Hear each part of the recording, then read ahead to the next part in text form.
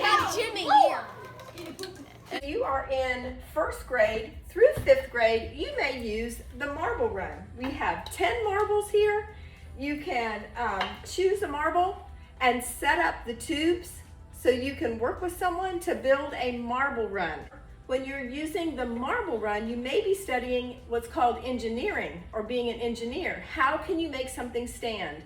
How can you make something stay together? How can you make the marble go through exactly the way you want? That's called engineering. We may have 20 students sharing all of these materials that we have here for Marble Run.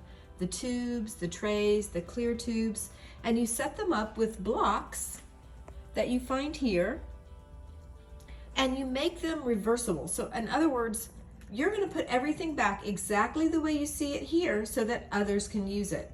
You won't be using tape or anything like that to hold it together. It's very tricky. It's just using what you have, and that is the design problem that you're going to face, is using the existing materials. We are going to use the engineering design process to build our marble run. The first thing you have is a plan. What would you like to do?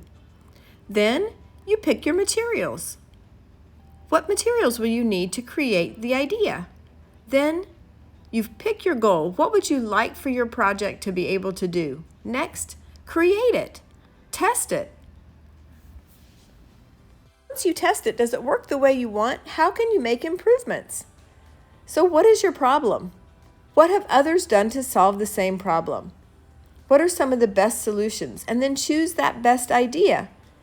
Go back to testing your idea and then improving it over and over again until it's just how you like it.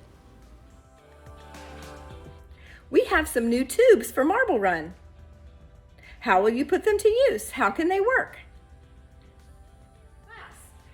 If you lose a marble, you may not get to use Marble Run the next time. So if you start with 10 marbles in your class, you have to have 10 marbles in this container that says 10 marbles at the very end of class. All right, that's our goal.